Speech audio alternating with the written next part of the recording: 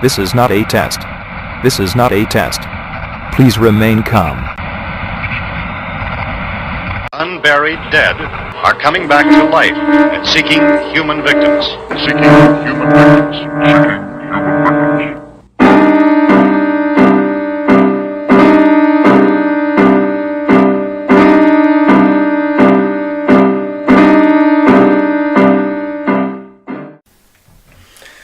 Welcome to Seeking Human Victims, Episode 1, Season 0. I am Dan the Dragon Wilson, alongside with my co-host, Aaron Muji Grant. How's it going, Mooj? It's going pretty cool. I was going to introduce myself. You did it. Now I got nothing. Well, what would a Muji say about himself? It's Muji, the co-host of the show. I'm glad you brought the creativity. Well, I'm known for.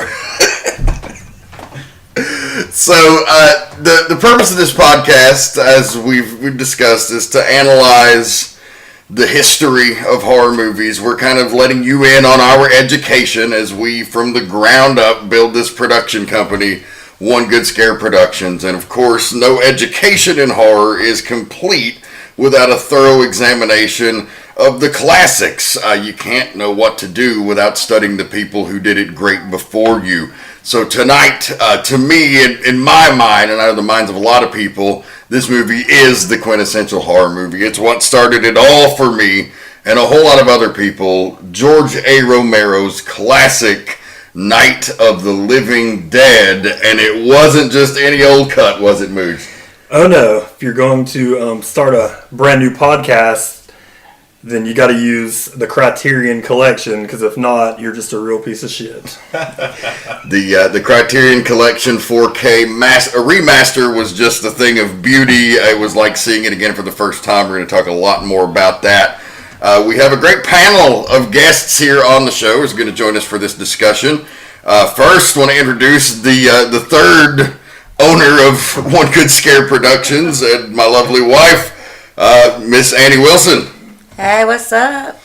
And then I want to also introduce co-host of the Get Ya Pulls comic book podcast, formerly on the Potty Humor Network, hell of a guitar player, hell of a drummer, and an all-around genre nerd, to use the buzzword, Mr. Jeremy Stewart. How's it going?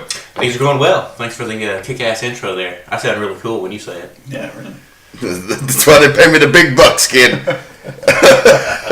And then also joining us, up-and-coming comic book artist, also a co-host of the Get Ya Pulls comic podcast, has also been a musician. I played in bands with this guy, too. But right now, his focus is on the artwork, and he's actually getting some stuff done and making some stuff happen, so we're proud to have him, Mr. Todd Johnston. Hey, everybody. What's up? And then the final panelist, one of my dearest friends, going back, all the way back to our high school days. Spoiler alert, also in your band. Yes, that's really all the panel is I just went and found former bandmates that weren't doing anything anymore. No, seriously, one of my dearest friends, one of the funniest guys I know. He's never really gotten to display his wit to a large audience beyond, his banter on the microphone in some clubs in terms of this type of environment. So I'm really happy to have Mr. Jason Griswold on the show. Well, thank you very much, Dan. This certainly does beat the Lafayette skating rink that we did that one gig at. So I do appreciate it. Aim for the storm. Oh, man. So the panel is here to sort of weigh in and give opinions where relevant, but we definitely have a format on this show. We're looking at several different pieces of the film and its impact, and we're going to kick it off right now.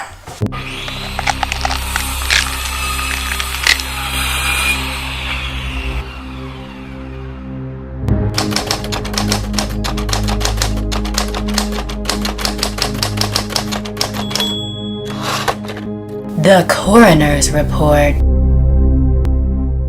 Welcome to the Coroner's Report. This is where we talk about the autopsy of the film, if you will. We get under the skin and actually go back to what led up to the creation of the movie. And in this case, You have to really go all the way back to George Romero's childhood.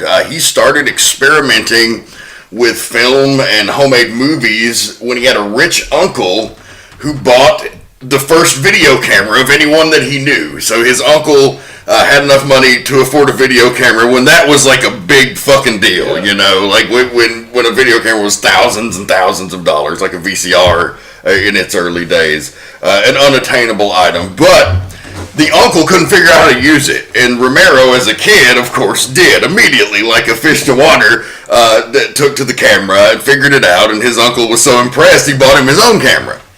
And he kept kind of supporting his habit and kind of encouraging that endeavor. So, you know, Romero really thanks his rich uncle for helping him get started into making amateur films. He did that for a while. He went to college for commercial design. The filmmaking was always kind of a hobby. It was never something he even dreamed would become an occupation or a livelihood. He befriended a guy named Rudy Ritchie during that college for commercial design. They mostly blew off class and instead scripted their own radio shows and plays. They fooled around with writing their own scripts for other short films, acting and shooting in plays and movies. They were also partying a lot and playing a lot of pranks. This was, you know, from the late 50s to the early 60s, this was going on. And during this time, they befriended actor Russell Striner, who later went on to play Johnny in Night of the Living Dead. And a short while later, John Russo, who was the co-writer with George Romero of the film. They started their own production company with the help of a few others called the Latin Image in 1961. The Latin Image sustained themselves mainly with local commercials in the Pittsburgh area. They were mostly self-taught, learning by experience, but they eventually made the company sustainable. And some of the commercials, you can definitely do a YouTube search and we will link some of them. There's a Calgon commercial that I want to play right now that just cracks me up. Such a benign and inane and stupid concept, like trying to sell laundry detergent. You can already see the creativity of Romero flowing here. Preview Films present The Calgon Story. What happens when a Calgon research team and their submarine are reduced to micro size and sent on a dangerous mission deep inside a washing machine? Engines reversed full, Captain. We're stuck. We've got to find out what's on those fibers. Trapped in the fibers of a giant t-shirt, the Calgonauts discover secrets of gray, dull-looking laundry. It feels like Leftover detergent film. The fibers are covered with this stuff. Oh, this box has never been opened. And the Calgon. As Calgon dissolves the dirty leftover detergent film. It's working. The gray is gone. The fibers are clean. Let's get out of here. I think I'm in love with you. If you're tired of dull detergent films and great bee washes, thrill to The Calgon Story at your nearby family washing machine. So yeah, there you have it. Character arcs in that thing. That commercial is actually included on the Sweet Criterion Collection remaster, so you can also get that there. That great 60s commercial delivery. Like, they just don't make commercials like that now. Everything's so slick. Like that. Yeah, overproduced even. I think I'm in love. I don't know. I get that way about laundry sometimes. It's very true. Very true. So the Latin Image, they had sustained themselves with those commercials, but they were starting to get a little stagnant. They started getting tired of doing that. They really weren't fulfilled creatively. It was paying the bills, much to their surprise, but it still wasn't pushing those buttons that they wanted to push internally and creatively. So they pursued on and branched out into film production, and they changed the name, joining in a partnership with a few other people, and called the company Image 10 in 1967. And they decided to make their first feature film, and based on what they thought would be a financial success, based on the low overhead and based on the high potential profit margin, especially due to their popularity at the time, they wanted to make a horror movie. And the original concept of the film, Romero actually had borrowed from the classic novel I Am Legend. We've all seen many adaptations of that over time. I mean, of course, the most recent Will Smith one, but most people are familiar with, I guess. Yes. Omega Man with Charlton Heston. The Last Man on Earth. With Vincent Price, I believe. Yep. And many more. I mean, even The Simpsons have done their own version of it a few times. Yeah. Not a concept that hasn't been borrowed from before or since, but he made it his own. His idea was to find out what happened at the beginning. Because in all of these, it's the last man on Earth, the Omega Man, I Am Legend. One guy left in the apocalypse. And it does kind of have that element to it. I mean, you do end up with one guy at the end of the movie. So, I mean, there's a little bit of that still left over without the vampires. Absolutely. At the inception of the film and throughout principal photography, it was called Monster Flick original. And later, during production, changed to Night of Anubis, the Egyptian god of death, is what Anubis would stand for. And then ultimately was settled on Night of the Flesh Eaters. But it was that at least makes more sense. It's very literal, right? Right. A little on the nose. Spoilers. It definitely lets you know what's going to happen. Yeah. Of course, Night of the Living Dead doesn't really leave much to the imagination either, I suppose. Yeah. They might get together and bowl for all we know. It could also be, I mean, vampires are living dead. But it was discovered that there was already a movie by that name, so Night of the Flesh Eaters was out. So they got incredibly lucky. Yeah. The creator of that actually threatened to sue them, so they finally landed on Night of the Living Dead. Muji, any further contributions to the coroner's report before we move along to the segue from this segment? Well, I guess we're going to talk about the money later, right? Because there's a lot of stuff on that going on here. Yeah, I mean, I do know that originally when this was going on, when they were getting ready for this, that it actually turned into a big movie. That when they first started, like you said, they were just wanting to make something cheap they could make some money off of, but they thought they were going to do it on a super small budget. And then once the idea got bigger, it led to what we saw.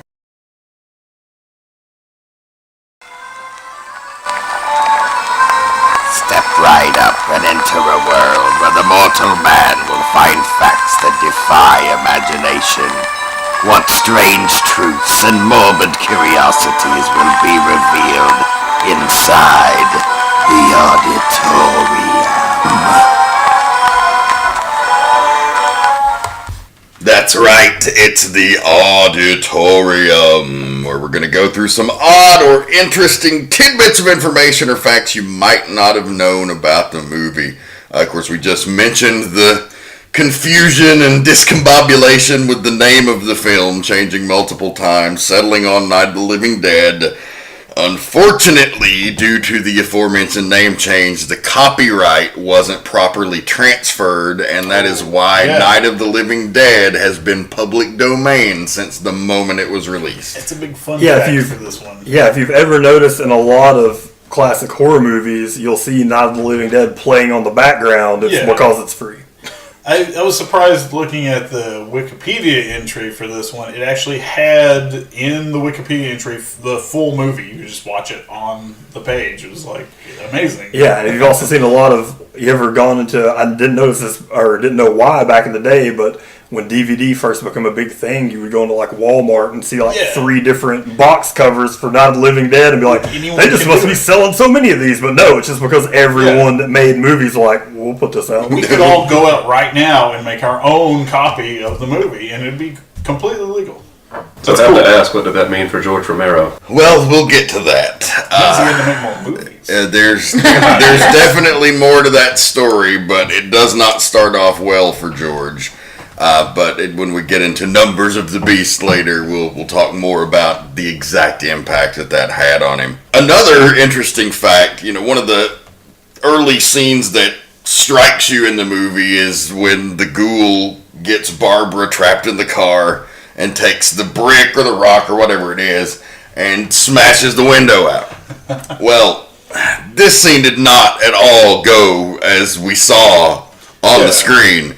The first time that he hit the window with the rock, he just assumed that it was going to break on impact because he said he swung the damn it out of it, and he hit the window and it bounced right off. It's like, well, fuck. So he gets it up, grabs it again. End of movie. Right there. Yeah, it's like, oh, well, we're fucked now, you know. But he goes and swings it again. Again, it doesn't break the first time, and that's the cut you see. The first time it doesn't break, he's like, "Grr," and he swings and breaks it again.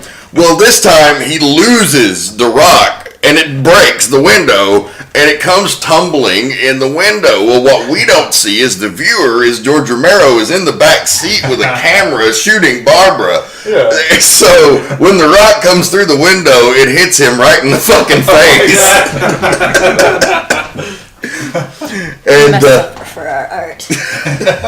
and that he did. Another crazy thing about that car, I don't know if you notice, when she drives the car into the tree, there's already some big giant dents. Yeah, big giant dents in the side, and it's because that wasn't planned. She originally wasn't going to drive into the tree. The owner of the car got in a wreck the night before, and they had to write it into the script to explain why the car was damaged. Because it was pretty flawless. Like it was pretty good continuity within the movie. And then it scrapes the tree by a quarter inch, and you're like, why does it look like somebody took a baseball bat to the side? Well, that was why. That was the only car they had. And they're like, well, I guess we'll write it in. Another factoid here is that everyone on the production essentially had a dual role. There was really nobody that just did one job. Most people had little experience, continued to learn as they went, a reoccurring theme for Romero and his troupe. Judith O'Dea and Dwayne Jones were somewhat accomplished actors. They'd not done much in television and film, but, were fairly well known on the theatrical circuit. And then Carl Hardman, who played Harry Cooper, also did some voiceover work and some theatrical stuff. He was also part of the company doing still photography and was in charge of the audio. The actress who played his daughter was his real-life daughter. Oh. Kyra Shawn is her name. Yeah, it was also his real-life wife was also his wife that did the makeup. So it was their whole family. And she was the costume designer and the makeup artist. I don't even have to act over here. That explains the tension that they share on screen, doesn't it? It was the first horror film to star a black man in a leading role. Dwayne Jones was a highly educated individual who was Shakespearean trained and had done all kinds of theater. He modified the original script to give his character of Ben some more gravitas. Romero always contended that the race of the character was never specified when he wrote the script. Ben was supposed to be kind of a hard-headed trucker type, and he was supposed to be kind of dumb. Yeah, he's supposed to be dumb and kind of an asshole. Well, mission accomplished. Ben kind of ad-libbed some of those emotional moments that kind of made him a more endearing character. Most everyone agrees that he elevated the material and that his contribution really led to the social statement aspect of the film that people still talk about. The accident, I guess. It was, Romero talks about when it was in McCann and done, part of what he did, he had no idea that people would be able to, do that. But I mean, that does happen a lot with art. The way people interpret it is not always the way that you have set it up to be. It's really almost kind of hard to believe, especially given the still photographs you see over the credits in the end. Especially with, obviously looks like a lynching. Or, it was kind of shocking, really, that was the last few images. Yeah. Especially with the meat hooks. Really strong imagery, for sure. Well, Romero has talked about that, and, he said that he did not intend to make a social statement necessarily, but he said that it was never something he was against being a byproduct of the story he was telling. Yeah. He said oftentimes that he would have political and social discussions with the set members on their breaks, and he said a lot of that stuff would bleed into the material, and I think he knew once he saw Dwayne Jones's performance that it was kind of going in that direction, and I think he went with it. So he just turned this the first subversive horror movie, really. Oh, something that's right now being celebrated is kind of new, but happened in 1968. Literally 50 years ago. That's amazing.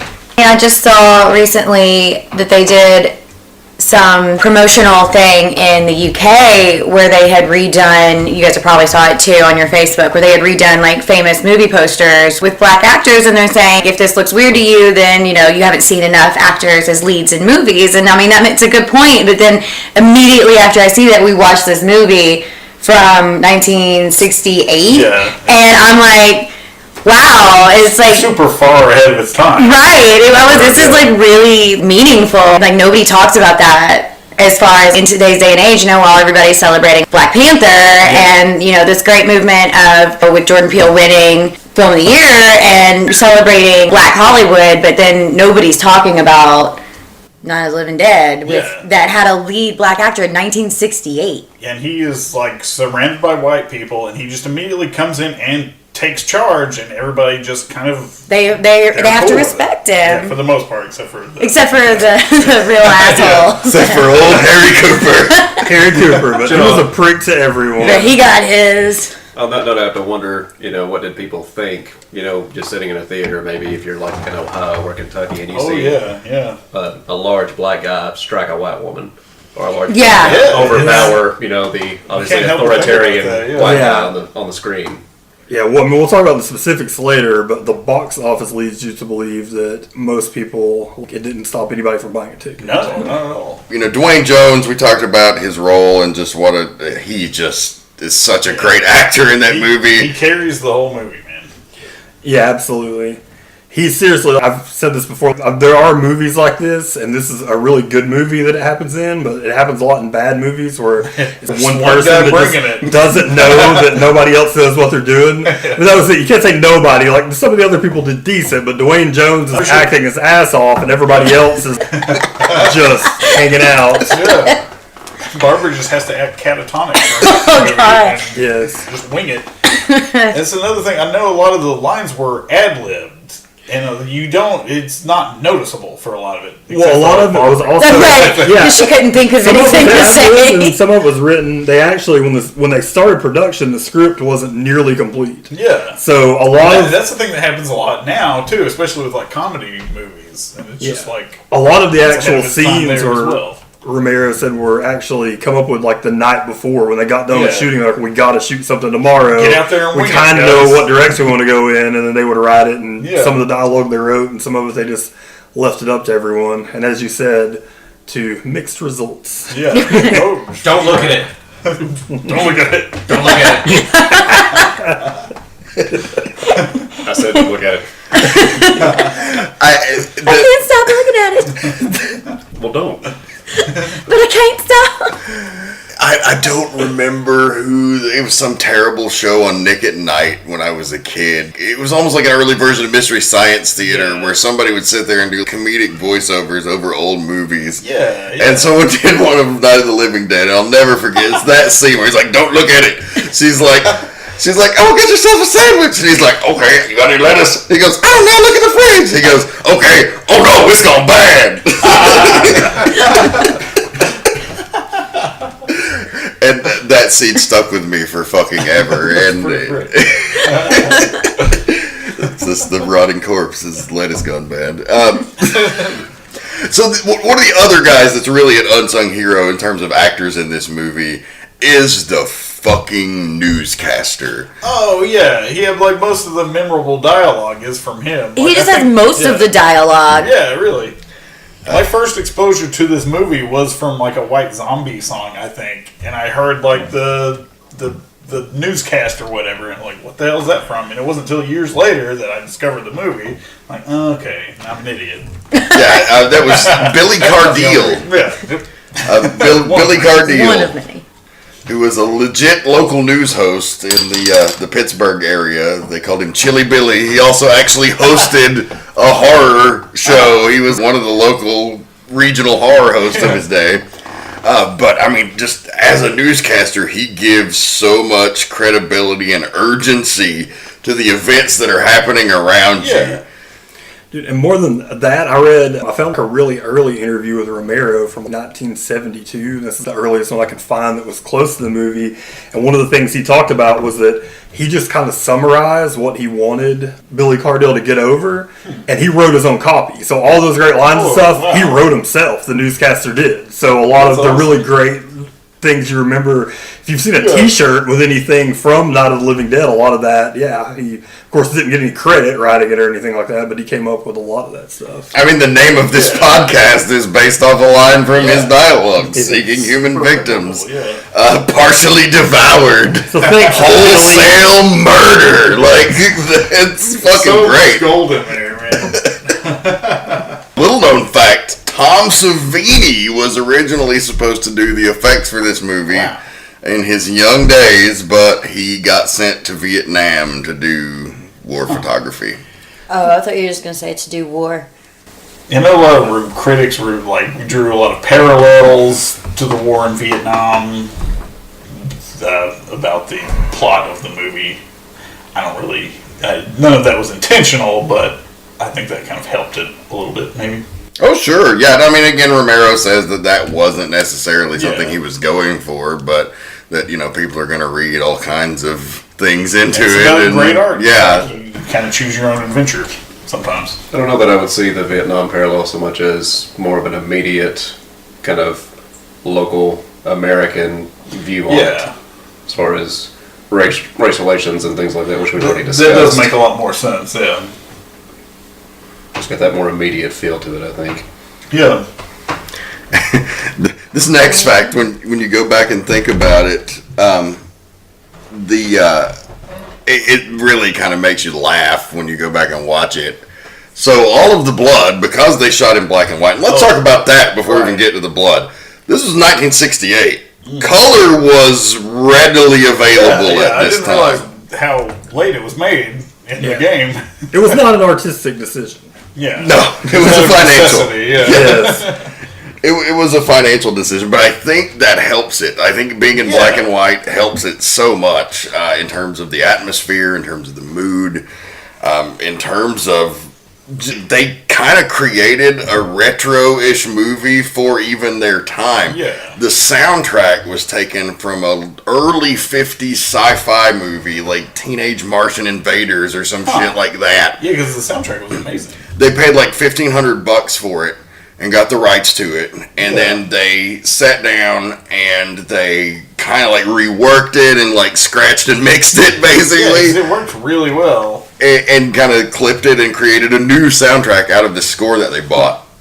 Yeah, the combination of the score and the black and white, like immediately from the first shot in the movie when they're driving down that road, the long-ass road, which establishes that they're kind of out in the middle of nowhere, it immediately gives you the Hitchcockian feel right off the bat. It's the same thing that Hitchcock did in all of his movies. Like, it sets you up for, like, oh, shit happens, like nobody's going to be able to help them. And it is set by the music and by the way that they decided to shoot it. Mm-hmm. There's also, the soundtrack's great, but they also put in there those appropriate moments of kind of the silence, like when he's boarding up the windows and things. It's just the sound of him moving around doing, there's not that constant which is distracting so background. much better than right now. If he was doing that, you would get a big like every time they do that, which immediately I'm like, that's not scary. That doesn't feel real. Well, it also seemed like it was definitely, obviously it was an artistic choice, but it's not even just like, oh, they knew when to take it down. It was, they would open the door and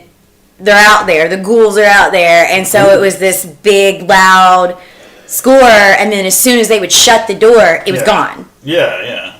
And it creates that sense of urgency as soon as they open it, and then that sense of relief as soon as it shuts. And then there's the tension when they're fighting, and then they start getting, and then they build the music up, and then immediately it's not just like kind of pull it back. It's gone. It's like jarring, I guess. Yeah, it creates more of a moment out of it because we do respond to sounds, and it's not like a jump scare, but it's the reverse of it, where when it stops all of a sudden, it's that sense of relief, like, okay, we've got a second now. And also maybe a sense of relief, but also the sense of the isolation and the the wall between them. Yeah, how isolated they're becoming. Yeah, and the less there are, the quieter it gets. Yeah, it creates, like Jason was saying, like almost like a claustrophobic feel. Yeah. Every time the silence hits, it's like... You can sense, especially in Dwayne Jones, the increasing desperation. Yeah, that was very noticeable in him most of all, I think.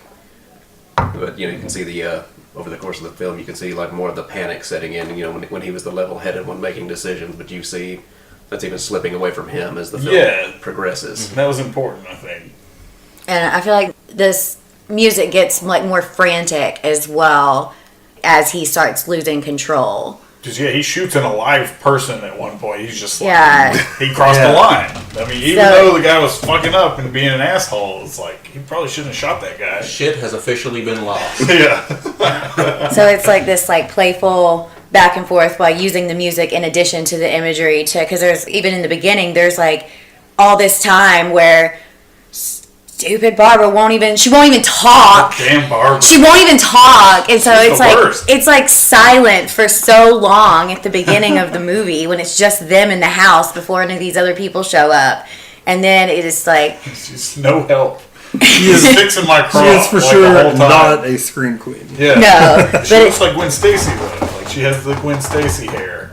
Yeah. But they use like not just the music as the soundtrack. The soundtrack is not just the score that they took apart and put back together to create what they used. It's also the sounds of the movie as part of it because it all creates the environment. Yeah. And the shots and stuff that he uses, like I love the shot of Barbara looking through the music box. Like that part was great. Yeah. I don't know what it was about that, but it really stuck out because it moved in a weird way, and I don't know, it was just unorthodox and non-traditional, and I really like that. The whole point I was getting to about it being black and white and almost kind of a retro picture for the time is that. Because of that, they didn't have to mix gallons of fake blood. They had the Bosco. It's the second most prominent pop culture reference of Bosco next to Seinfeld. I believe it is important that they use Bosco chocolate syrup. I don't know. I don't even know if that's still around, but yeah. The 4K, that one point when it showed some dripping blood, it really did look like chocolate syrup. That's the only part that it didn't help. Other than that, it looked amazing. It is crazy though. Like a lot of people, I give this movie such big props for practical effects, and but there's barely any. There's barely any effects at all in the whole movie. Also, during the explosion scene when Judy and he tries to put the fire out with a blanket. Yes, when he drops a handkerchief into a volcano, and it's like, this will work. I'll cover it. Son, you're going to need a bigger blanket. So, when the truck explodes and the zombies are having their barbecue smorgasbord out there, what they actually did is got ham and other assorted meats from the local butcher shop and just drenched them in chocolate syrup. So they were sitting there eating like ham covered in chocolate syrup. I've seen those cookbooks from the 50s. That's not that uncommon. Yeah, right. Combined like sweets and meat. Like bananas wrapped in ham. And the butcher was actually one of the financiers of the movie, so they got all the meat for free. That's awesome. Convenient. And the gross combination of meats and chocolate made them all so sick that the production people started joking that they didn't need to put the zombie makeup on now because they already all looked like Walking Dead. Well, I mean, I can't even. Chocolate-covered ham. I think I was just reflecting on the idea of eating chocolate-covered ham at this point. Should we talk about zombies? I was going to give you a quick fun fact about the truck they blew up since we brought it up. Actually, I also read they had 2 trucks, so in case they messed up, they would have another shot that they paid $35 a piece for. Dang. Even 1968, how do you get a truck that runs for $35 fucking dollars? That's a good question. Cheap price there. And then also, and talk about like the way that they saved doing effects. Earlier we were talking about they cover their faces when they would get shot.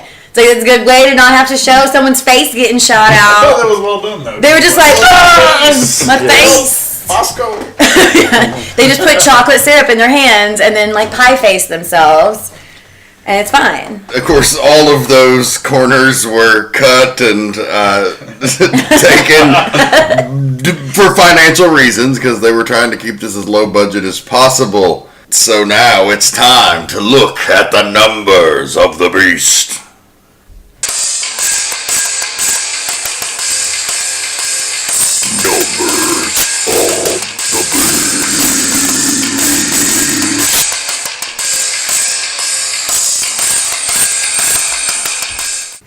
All right, here on Numbers of the Beast, we're looking at the financial picture of the film. Muji, I know you've done some extensive research here. I'll chime in with some of my facts as well, but you lead this. Like bandits. Yeah, they originally, when they decided they were going to make a movie, they actually only had about $6,000. And then as the script expanded, they decided they need some actual real backing. So then they went and started out with $60,000 to start the movie. The movie actually took 7 months to shoot, but they only shot for 30 days because of the day job of Romero and his partners still had to make commercials to make a living. They would shoot for a few days, not shoot for a few weeks, and so on and so forth. They actually had a good run, I think, of about 2 weeks that they shot in a row, but other than that, it was spread out over 7 whole months, even though only 30 days of shooting. So it ended up costing them about $114,000. Which change. It's low budget, but it's also compared, my whole life I thought, there was rumored they shot it for a lot less than that because adjusted for inflation, that's actually almost $900,000, which a lot of movies that they make for Blumhouse now cost in the $1 million to $1.5 million range. So they had an okay budget for an independent movie. Obviously, it wasn't like a studio movie, but compared to a lot of horror movies that we watch now and they would give their left nut to get $900,000. They would be like, please give me $900,000. But it was well worth it because worldwide box office on this sucker ended up being $30 million. That's insane. Yeah, so it earned almost 60 times the amount of money that it cost for them to shoot, which is just incredible. It probably wasn't until Blair Witch that kind of success rate compared to how much the movie cost to make. There were a couple, man. Halloween was shortly after that, and it was the same. I think they said they made it for around $1 million at the time. It was, almost, it was 10 years later, so that $1 million was, still quite a bit more money than they had, but it made a lot like that. But definitely, it was the first horror movie to, bring in, real money this on a micro budget. Most of the popular horror movies before that, if you think about, Hitchcock, stuff like that, that's just a studio movie. Hitchcock was, won Oscars and got nominated for Oscars and stuff. So it's this was the first one that was really a low budget indie that it basically started that. Everything that happened, it took a while to catch up because the 70s were the generation of the do-it-yourself low budget horror guys. But this was really the one that showed them it was possible.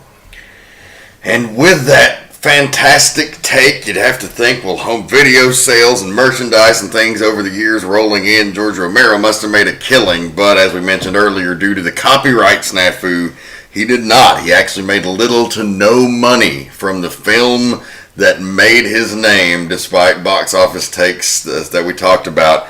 The distributors kept all of the money, essentially. They basically screwed the creators over. That goes to common tale you hear a lot. That plus the copyright flood pretty much made sure that George Romero would retain no rights to his version of the modern zombie as intellectual property, nor would he, his crew, or his family see a dime off of the years of VHS, DVD, and Blu-ray sales of the movie or the merchandising. Co-writer John Russo retained the rights to the name Living Dead and any subsequent sequels, which is why Return of the Living Dead is canonical with Night of the Living Dead, because that was started by John Russo with those rights. Had a claim to it, And Romero then moved forward with the Of the Dead name for his sequels, which he did retain the rights to and became very successful with those. So he ultimately, he only did fine. Dawn of the Dead made plenty of money, and so he ended up, having a nice little life. Some people only have one hit, and he could have easily it could have been it. Yeah, it was really great of the Criterion folk to I believe the proceeds of that are going to the Romero family, are they not? Yeah, that's what I heard, that they're the main ones. Yeah, because like you said, I mean, the whole restoration was done by donations by a couple different companies, including George Lucas's charity, to get this thing, where it's at. And yeah, I mean, with it being no copyright, I mean, they could have pocketed it all, but it's awesome that they're doing the right thing. Sometimes you hear people that sign away all their rights and you don't feel that bad for them. Well, Bill Finger, you kind of do.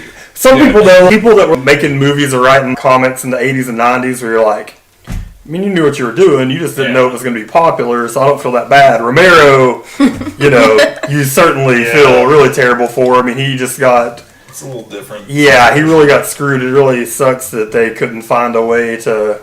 When, hey, everybody knows he made it, he wrote it, why can't we just figure out a way to get him the copyright? But, It's too late. Often the most artistic of us are not the best business people. Ain't that the damn truth?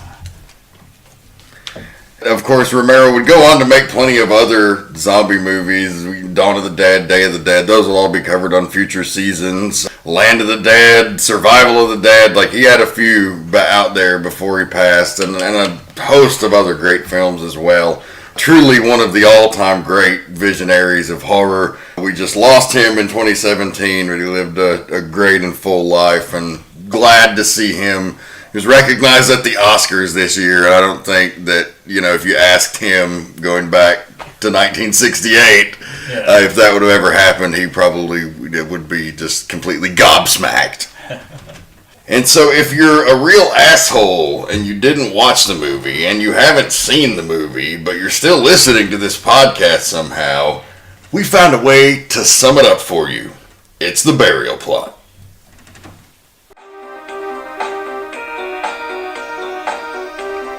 It is now time to uncover the burial plot. Barbara and Johnny were on a 6-hour mission to decorate their father's grave, a yearly tradition. This 6-hour road trip sucks. But we must remember Father. I don't remember his old dead ass. Johnny continued to complain, which Barbara didn't want to hear, so he switched up his tactics. He said, "Are you scared?" They're coming to get you, Barbara. They're coming. Stop it, or that old dude will hear you. Well, that old dude did hear. Then he staggered down the hill, and poor Johnny became victim to the film's first zombie kill. Johnny, help! Hey, Barbara, watch this sweet full Nelson. The zombie reverses the full Nelson. Oh no! Johnny's fucked! Barbara put it in neutral, ran to an old house, and then she met another live person, and his name was Ben. Ben? No, not that Ben. Old Ben Kenobi? I said no. Ben kills a few more Walking Dead, copyright Robert Kirkman, then boards up the house. He asks for Barbara's help, but she's quiet as a mouse. You know where the keys are? Help me find some wood. You heard of Beekman's Diner? Are you alive? No? Well, I'll keep talking. I saw this spectacular crash. A giant truck shot across the road, then hit a diner, and the diner exploded. A service station in flames! Then I mowed down like 50 zombies in my truck. It was a sight to see. We would have shown y'all people, but we only had like $50 to make this movie. Barbara finally started talking, and no one found it cute. Ben immediately wished she'd go back to being a mute. Johnny was mad. He wanted candy. He fought a zombie, and then I ran. And we have to save Johnny! Then out through the cellar emerge a couple of pricks. Actually, Tom's pretty cool, but Mr. Cooper's a huge fucking dick. A prick who won't shut the fuck up about the cellar. It's literally all he talks about. I'm pretty sure he's in love with the cellar. You bastards! The cellar! They turn on a TV set to see what they can learn. They turn on a newscast and their fears are confirmed. The unburied dead are coming back to life and seeking human victims. Cheap plug. So they make a plan to get gas. Karen Cooper needs a surgeon. Then Tom kisses Judy and proves he must be a virgin. Ben lays a torch by the gas pump, and to no one's surprise, the truck catches on fire and blows up, and the virgins are burned alive. Well, that was a shit plan. I started the fire. Then I sprayed gas on the fire. Then I threw a very small towel on the fire in an attempt to put it out. But Tom and Judy jumped into the burning truck and drove said burning truck. I'll take some blame, but I mean... And then some insight from Chief McClellan. Chief? They're dead. They're all messed up. And then the zombies attack, and thus begins the slaughter. Zombie Johnny gets Barbara. The Coopers are eaten by their daughter. Johnny, no!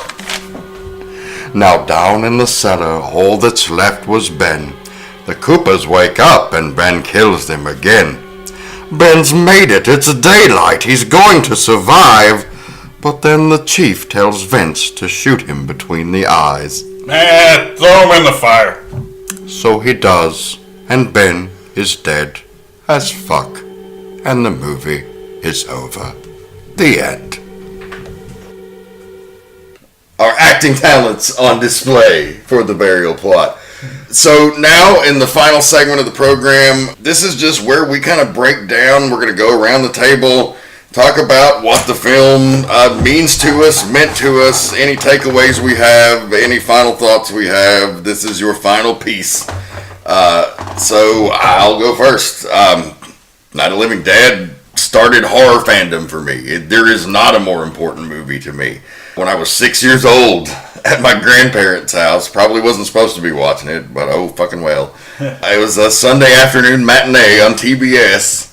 They were out working in the garden, and this black and white movie comes on. I'm like, oh, what is this? What we got here? And it terrified me, it tantalized me, it excited me, and it completely changed the way I looked at movies. And it started a complete obsession with horror that continued through my childhood. I got in trouble for sneaking around watching Friday the 13th movies when I wasn't supposed to be. I once got rewarded watching Nightmare on Elm Street because some plans got canceled to go to Showbiz Pizza, and I was heartbroken. So my mom, I suckered her into letting me watch the first Nightmare movie.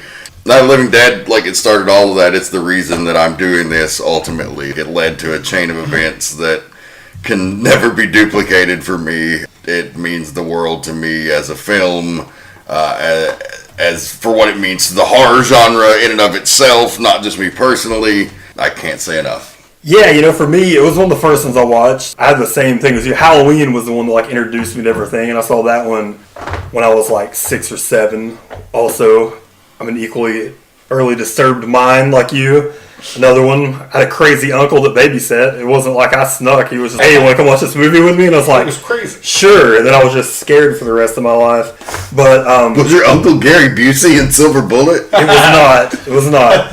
But Night of the Living Dead was one of the first ones. But then I became immediately obsessed after watching Halloween. I was like, how can I get my hands, on more of these movies? And my parents would every once in a while reluctantly rent me something until I probably hit maybe 11 or 12. Then they were just like, yeah, you're going to find a way. We'll rent them all. But Night of the Living Dead was easy access, I think, for a lot of people because it was, like we said, once again, in the public domain. It played on TV all the time. Back in the day where, there were only... We're not that old. There were still like 40 or 50 channels, but still, even if you just had the most basic of cable, you probably could find Night of the Living Dead, especially around Halloween time. So it was one of the first ones that I saw. It was the first, experience of zombies that I had. It's crazy to think that, like, back then, you love, like, zombies. You, like, never thought in a million years that it would come around and be, like, the most popular thing in the world at one point, but there you go. Never. Annie? Well, I guess I get to be the asshole because I am by far the youngest person at this table. I am 28. So I was born in 1990. And So this movie predates me by quite a bit. So I definitely saw this movie growing up on TV around Halloween because it was in the public domain. But I didn't become obsessed with horror movies because I was also a girl. And so that wasn't like the path I was going down, I guess. Yeah, so like watching it tonight, I mean, I've seen it before and I've seen all those scenes before, but it was basically like watching it for the first time. Because, like, I don't remember any of those details. I was a kid. I can't say it's the reason why I watch horror movies now or anything like that. I mean, it's a great piece of film, and it's something that I think a lot of people should probably go back and watch that I think a lot of people, especially my age and younger, have not seen. And now they all watch The Walking Dead and the other zombie stuff that's going on, and they don't know where it came from. And, you know, there's also the whole culture that we were talking about earlier that maybe you should go watch this stuff and educate yourselves. And I don't know, it was cool to see it in such a good version. Because, I mean, I've only ever seen the staticky PBS, well, not PBS, it would have been like TBS. Yeah. The TBS, like, third generation VHS copy broadcasted from Atlanta. So, I mean, that was really cool to see that. And I don't know, it's pretty cool. Awesome. I'd argue that a perspective like that is almost more valuable than the diehards, because like if you go to any horror con, you're gonna hear my story about Night of the Living Dead 55 times at least, you know. So this is a completely fresh and different perspective. So I like that. Jay? This was, you know, when I started, it was middle school before I really started watching any sort of horror movies or anything. We did not have cable like you rich folk around here. We had good old antenna TV that this did not come on. So I started hanging out with some ruffians in middle school. Some at the table. And I started out with the slasher flicks, the gory stuff like that, because it was kind of shocking and I'd never seen it before. Well, then I finally got to see this, and that's when it opened my eyes to you can be scary without that, spending thousands of dollars on fake blood. You can make use of the scenes and the music and the cinematography to make something that's disturbing on many levels without having that superficial shiny stuff on top. It really gets into the core of messing with your mind a little bit. And seeing it, the fact that it was black and white, at the time I thought, okay, well, this is like retro as well, so that kind of made it like a cult thing, which made it easier, to kind of get behind it. I mean, it just sort of expanded my universe of what a horror movie could be and the kind of effects that you could get on a person's psyche from it. So it was a pretty big deal. And even now, I'm after seeing it when I was younger, I'm very picky about the types of movies I watch, because you kind of realize, hey, there can be a lot more depth to a movie other than just let's see how many people we can kill in this. Let's see how we can gross people out, or how much blood blood can be vomited up. So I thought it was pretty influential for me just to see what was out there and to change up what I was accustomed to at the time, hanging around a bunch of you chumps all the time. And being able to see it tonight in such detail, like Annie said, there were so many things that you never notice when you're younger. And there's a lot of subtle things, like we've talked about before, like there's sort of the race issues and things like that sexism issues too, how they portray the women as being weaker and just sort of so there's a lot of cultural things. There's a lot of depth to this movie that might not have been intentional, but seeing it now in a really good version where you can hear a lot better and see a lot better brought a lot of that out. So I really enjoyed watching the flick tonight, and it changed my view of what horror could be, and I'm definitely glad I saw it at a young age when I did. Absolutely. For me, this was not my first, foray into the zombie genre, so it's kind of weird to go back and see it. I probably saw Dawn of the Dead first. There's countless other media that I, took in before this, like comic books, video games even. I didn't see this movie till I was an adult. And I think, for me, this kind of movie is always my favorite of horror movies because it's just like you see where all this stuff came from, and it's just fascinating to me because I'll sit there and watch like an origin movie like this or one of the Universal horror movies, and my brain just goes into like this feedback loop of it's like, oh, this is where this came from. Here's the sole survivor. Here's the guy using a shotgun. Here's a guy shooting somebody in the head. It kills the zombie. That's where you get all this lore. And all that stuff accumulates and gives me a bigger appreciation for a movie like this. And any source movie, especially this is like a big one, because the zombies just exploded after this movie. It makes it resonate more for me personally. So good stuff. Yeah. Jason? Well, like most people at this table, except for one, I grew up in the 80s and 90s where horror was really accessible to all of us. Whether it was 99-cent video stores or late night TV. So, Night of the Living Dead was always accessible somehow. And, you mostly see it in the middle of the night, and it's probably the 6th generation print. So, there was something to be said about watching those versions too, because that certainly added to it. Not being able to see a lot of what's going on, that adds to the perspective of the film if you're getting a character perspective. You can't see the bigger picture.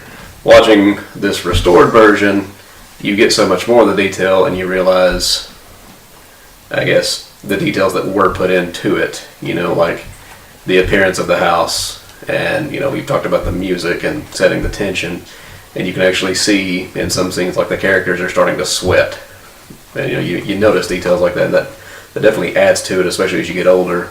You felt certain tensions in your own life, and you feel pressures, and you think that's definitely added to the experience of it. That's going to do it for this inaugural edition of Seeking Human Victims. Be sure to tune in next week when we cover the 1978 John Carpenter classic, Halloween, here on Season 0, the ABCs of Horror. Be sure to follow us on social media on Twitter at OG Scare and at One Good Scare Productions on Facebook.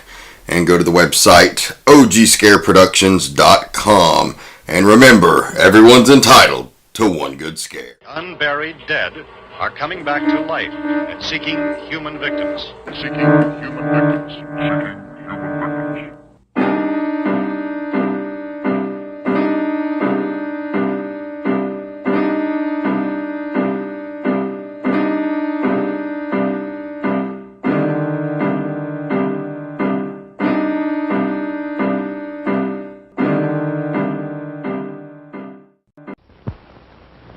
Hi, kids. Look at some delicious magic with the extra good chocolate-flavored syrup, Bosco. Now watch.